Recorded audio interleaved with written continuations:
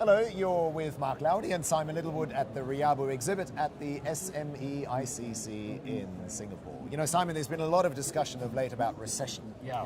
We've seen an inversion of the yield curve in US interest rates. Donald Trump is trying to talk up the economy. And in general, when you see the Singapore government bring down their economic growth forecast for the year to 0 to 1%, a downgrade from previous forecasts, you know, there's a lot of talk about recession in the air. Now, our focus at RIABU, of course, is to ensure that you get your invoice paid on time, that you are first in line to get paid when your customer sits down to write checks for at the end of the month. Is a recessionary environment actually the sort of time that you would want to raise the issue of payments with your customers? Is it not better to say, hey, you know, I know times are tough, therefore you can take longer to pay? Well, I mean, the short answer is it's always a good time to make sure that you're paid on time.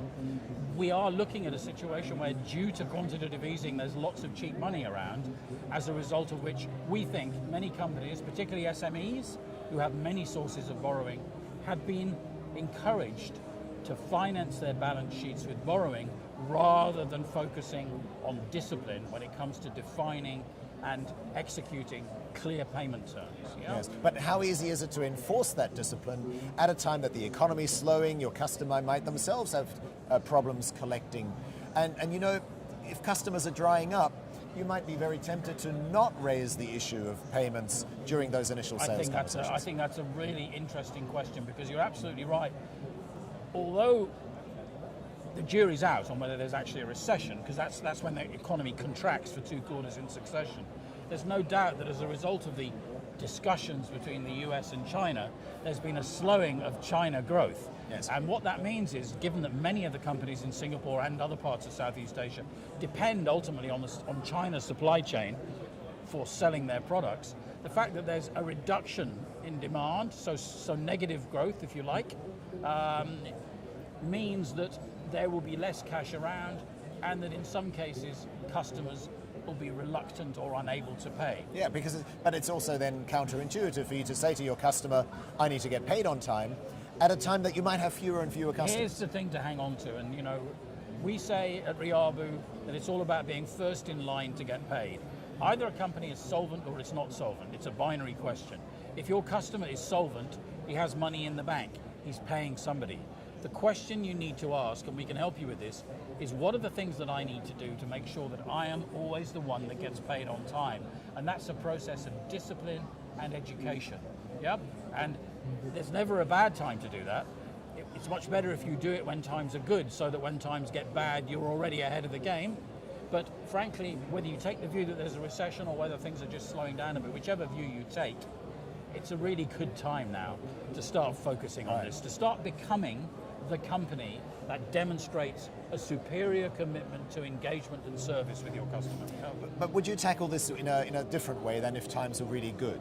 For example, would you be a little bit softer in your approach to highlight your payment terms to the customer? What if the customer says to you, you're so whacking me all the time about your payment terms, I'm going to find somebody else to deal with? Well, there are a couple of ways of approaching this. The first thing that I would strongly advocate is openness and integrity with your customer.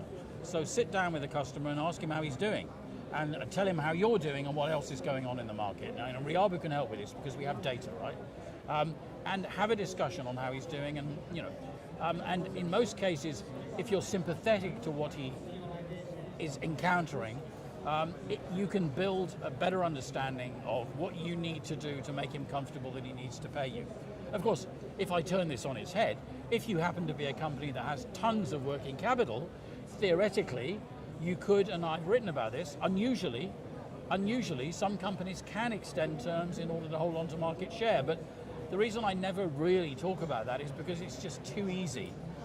If you once broach that as a notion, you're going to have your sales team are going to run away with the idea that they can essentially sell and no one will have to pay, right? Right. So in certain cases, which should be approved by finance, you might allow working capital to grow to maintain or grow share in particular parts of the market where there is undercapitalization. Okay. Mostly though, particularly with 80-20 rule, particularly with the 20% of your customers that comprise 80% of your cash, you're going to want to embrace them. Right. You're going to want to find out what's going on and make a point of trying to help them so that they remain close and pay you on time. So in sum, you should have that conversation anyway, but even in difficult times, by having an open conversation that lays the cards on the table, I suppose, about payment terms. He's having difficult times. What does he want? So you don't. It's like anything else. You start by listening.